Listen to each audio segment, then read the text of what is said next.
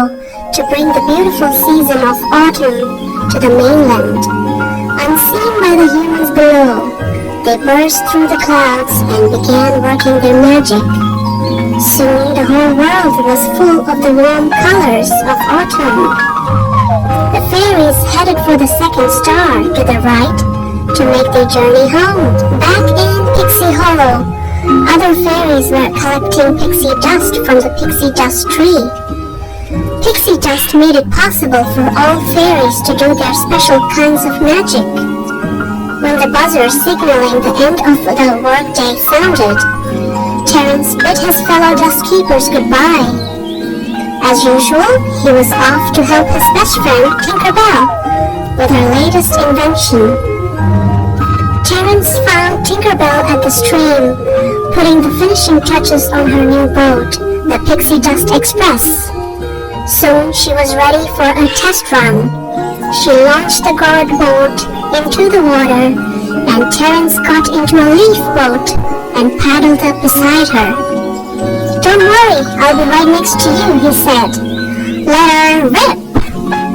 Tink pulled the rip cord and the Pixie Dust Express zoomed away. "Whoa!" cried Terence as a huge spray of water from Tink's boat sank his.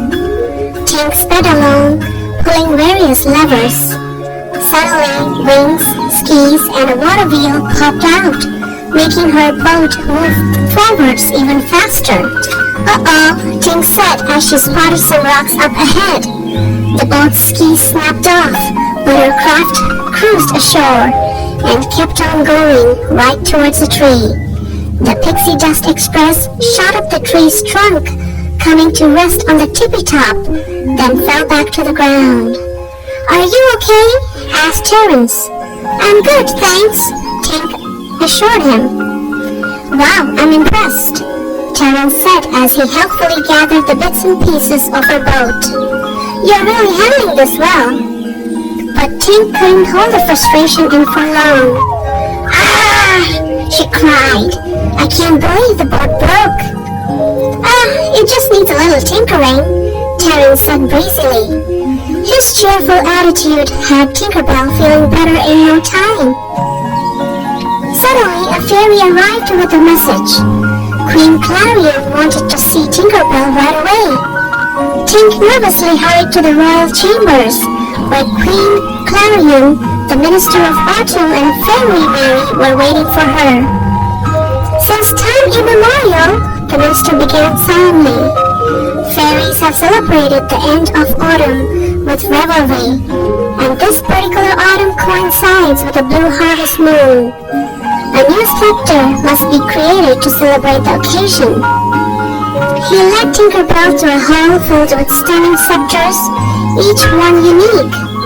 "This year, it is the turn of the Tinker Fairies, and Fairy Mary has recommended you," Queen Clarion declared. Tinkerbell gasped in disbelief. "At the top of the scepter, you will place a moonstone," the minister continued. He directed everyone's attention to an ancient tapestry hanging on the wall. "When the blue moon is at its peak, its rays will pass through the gem, creating blue pixie dust.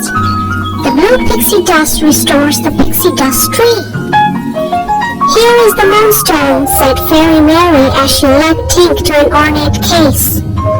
"It has been handed down from generation to generation. It is ridiculously fragile." Tink was touched to be given such an honor. She hugged Fairy Mary and knocked the moonstone out of its case. "You have to be careful," Fairy Mary cried. She caught the moonstone and placed it back in its case. Tinkerbell gently took the case, bowed, and left the chamber. That night, Terence paid Tink a visit. She told him all about being chosen to create this new autumn scepter. "The blue moon only rises in Pixie Hollow every 8 years," Terence explained. "The trajectory of the light beams have got to match the curvature of the moonstone at 90-degree angle, so the light can transmute into pixie dust." Tink was impressed with Terence's knowledge. When he volunteered to be her assistant, she was all for it. was bright and early the next day. She was still in bed. "Morning," he called. "We have one full moon until the autumn revelry." Terence left Tink a tasty breakfast and headed off to work. Later, on his way home, he dropped off some supplies he thought she might be able to use. Day after day, Tink tried out different designs for the scepter.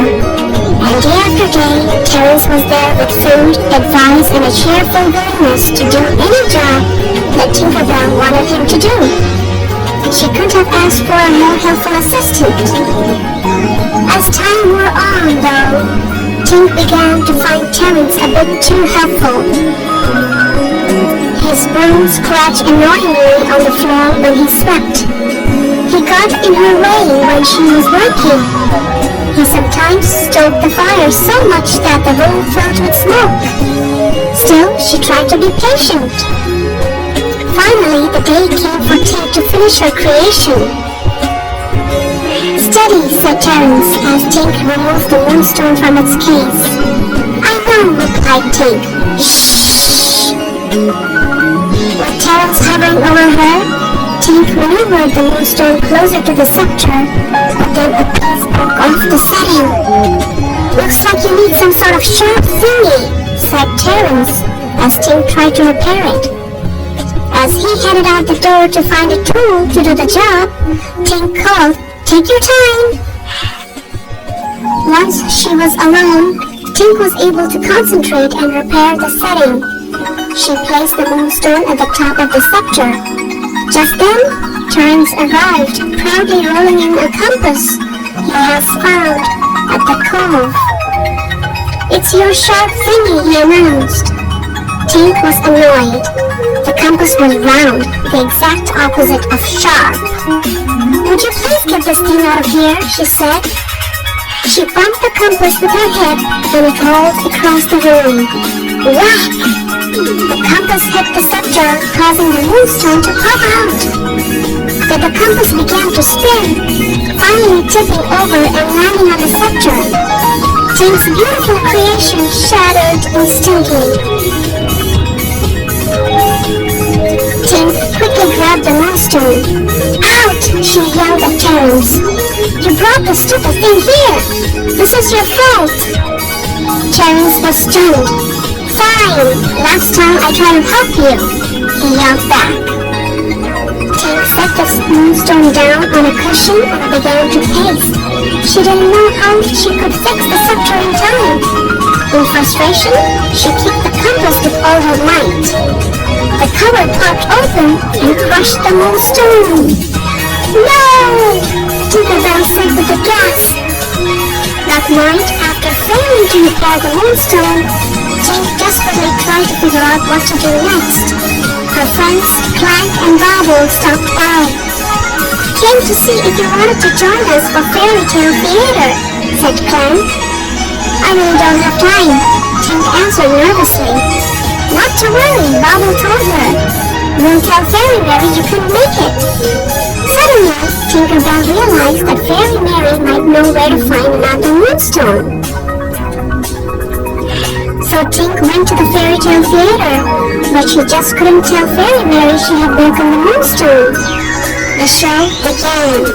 A fairy named Lyria appeared. "It was a distant time ago when a pirate ship arrived in Wonderland," she began. "The pirates searched until they found a fairy and forced her to lead them to the enchanted mirror of Encanto. Forged by fairy magic in ages past, the mirror had the power to grant 3 wishes. Next, Lyria told how the pirates made only 2 wishes before being shipwrecked and losing the mirror forever." Tink listened carefully. This magic mirror could be just what she needed. Lyria's story continued. "Journey due north past Neverland till a faraway island is close at hand," she said.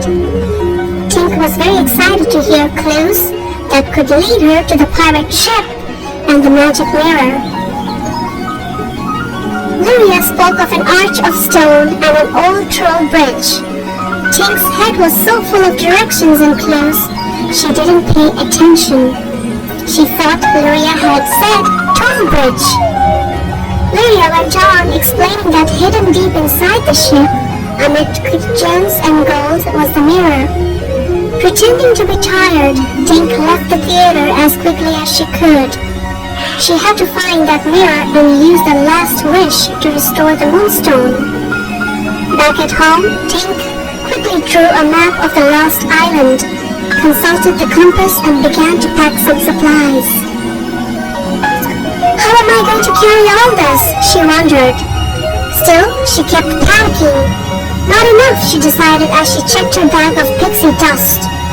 But Tink wasn't worried. She had figured out a way to get more. But the next morning, Tink couldn't talk to anyone, giving her more pixie dust. Not knowing where else to turn, she went to Terence and bluntly told him what she needed. "That's why you're here?" Terence asked. He had been expecting an apology for the way Tink had yelled at him. "Why do you need more dust?" "A true friend wouldn't ask," said Tink angrily. "A true friend wouldn't ask me to break the rules," Terence replied. "Then I guess we're not true friends," shot back Tink. "I guess we're not," replied Terence. Even though Tink didn't think she had enough pixie dust for her journey, she stubbornly moved ahead with her plan. First, she had to design and build a vehicle that could carry her and all of her supplies to the lost island. Tinkerbell expertly assembled what looked like a hot air balloon from a gourd, a bunch of cotton balls, and an array of pots and pans, all in less than a day. She dressed in her adventurous outfit, and at dusk, she sprinkled the balloon with pixie dust and lifted off with the Moonstone fragments, safely tucked in her bag. "So long, Pixie Hollow!" Tinkerbell called as she rose higher and higher into the sky. "I'll be back soon." As night fell, Tinkerbell watched a bat chasing a glowing mass of fireflies towards the balloon. Luckily, they passed by without causing any trouble. A little while later, she went to have a snack and discovered an empty supply bag and a very full firefly. She lifted her visitor out of the bag. "Shoo! Go find your friends," she ordered. "I'm on a very important mission." Tink tried to get rid of the firefly by hurling a stick for him to fetch, but he soon returned. The stick caught on her bag of pixie dust and flung it out of the balloon. "That does it," Tink declared to the firefly after she had rescued the bag. "Out!" The firefly pretended to walk the plank, then jumped off the side of the balloon.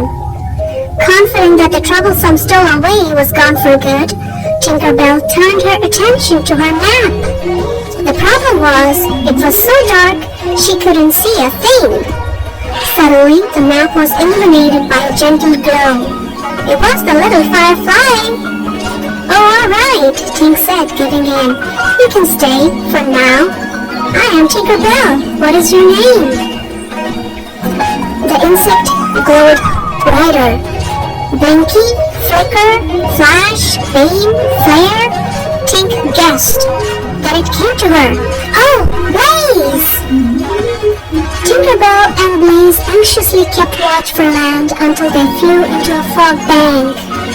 In the morning, when the fog cleared, the travelers discovered they were stuck in a tree. This must be a lost island, Tink decided as she looked around. And there it is, the stone arch from the story. "You stay here and guard the balloon. I'll be right back." Tink jubilantly flew towards the stone arch. But when she got closer, she saw that it was just the entwined branches of two trees. Meanwhile, the balloon was starting to drift away. Blaze tried to warn Tink, but she was distracted. By the time she got her attention, the balloon was gone. "My compass!" yelled Tink. "My supplies! My pixie dust! Why didn't you warn me?" The pair raced off to find the balloon. Before they had got very far, though, Tink collided with a tree, and everything went black. Blaze sent out a distress call, and within minutes, bugs arrived, carrying food and water for the injured fairy.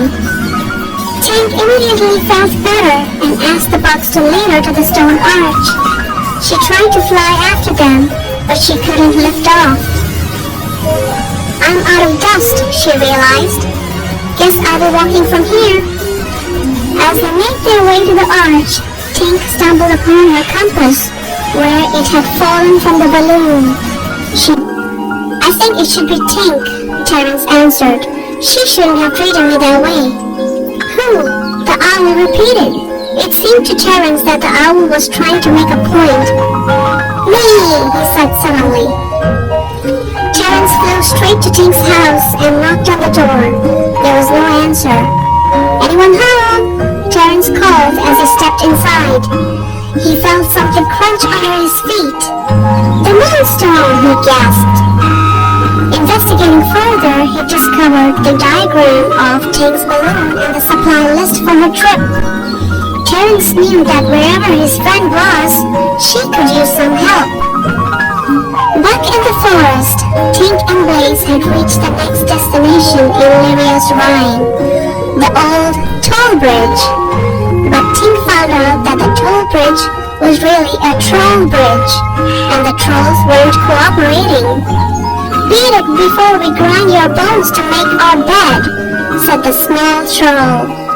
"Make our bread," corrected the tall troll. The small troll got angry, and soon the two were having a heated argument. They were so busy squabbling that they didn't even notice when Tink and Blaze tiptoed over the bridge. The two explorers continued across the island and into scrubland. Finally, they emerged from the scrubland onto a beautiful beach. Tink was overjoyed. She had found the pirates' shipwreck. "Okay, Blaze, this is it. We've got to find the mirror and fix the moonstone. Let's go!" Nervously, Tink and Blaze ventured into the cold-down ship. It creaked and moaned as if it were alive and unhappy at being disturbed.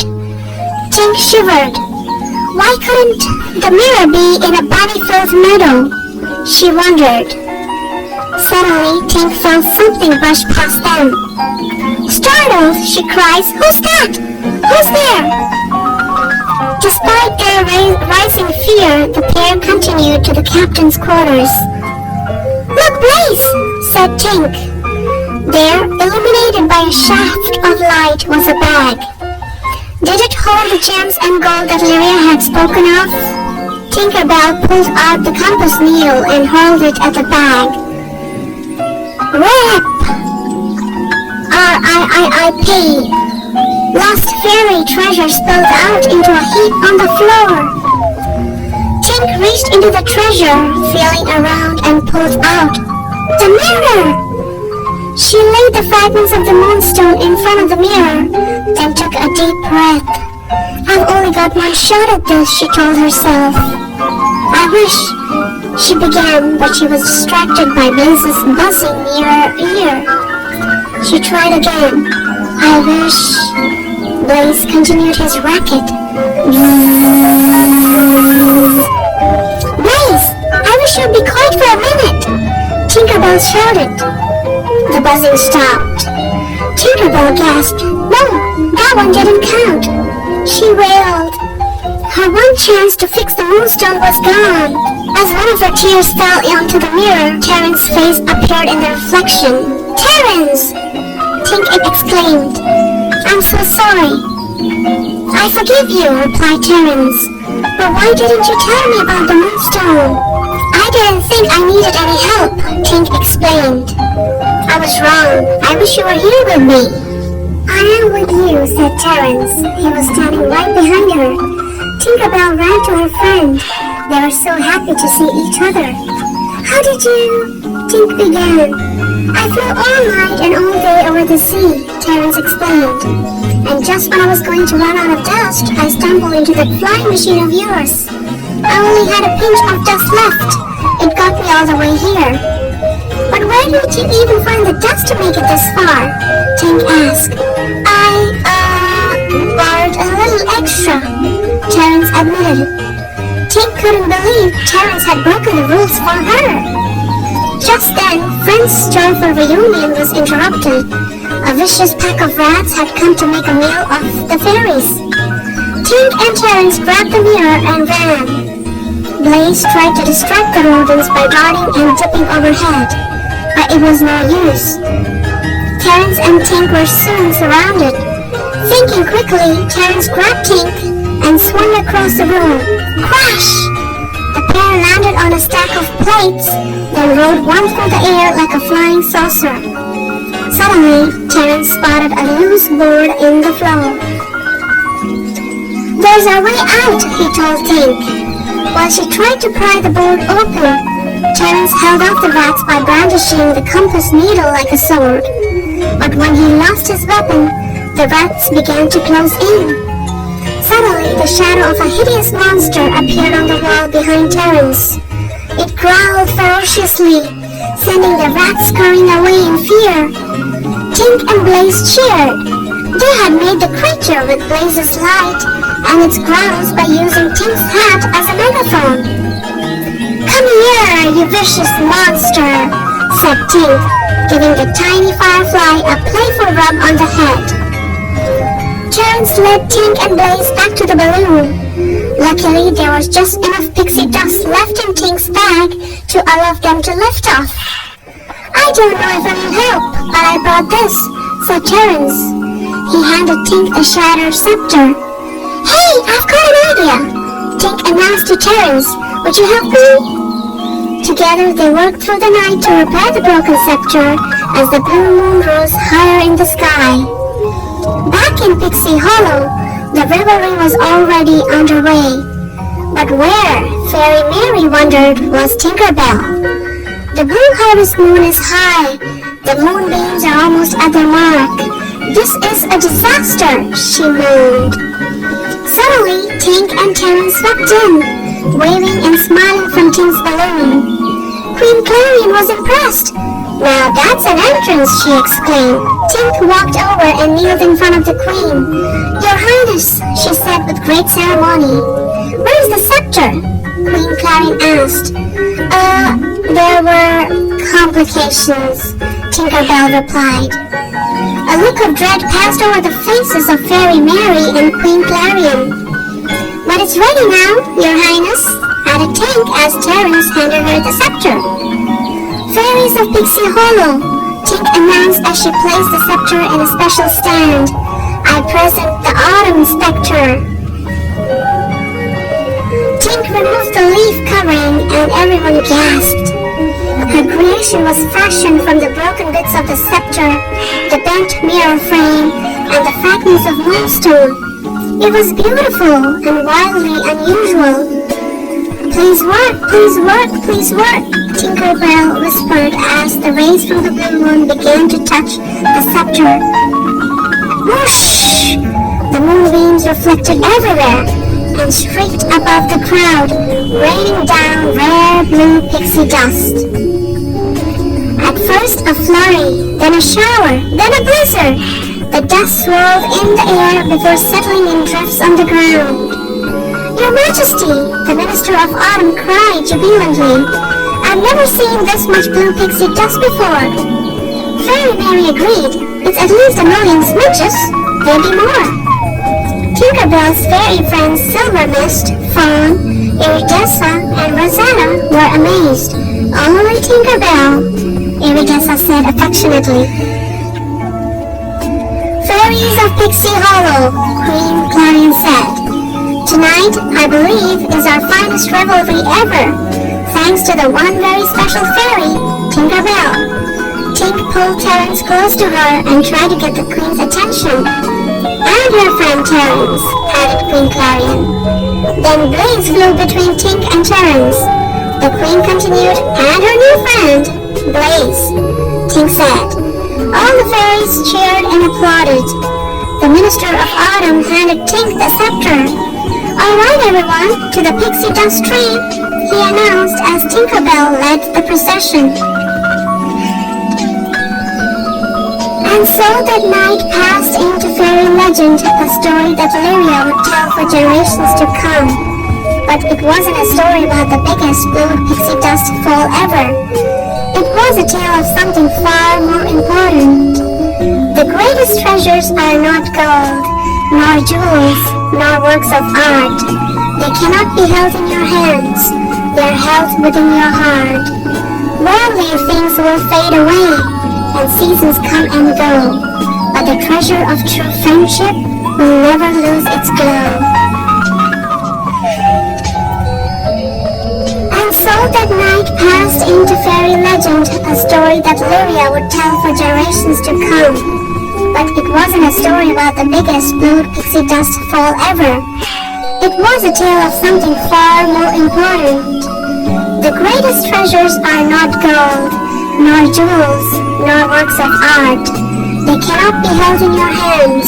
They are held within your heart. Worldly things will fade away, and seasons come and go, but the treasure of true friendship will never lose its glow.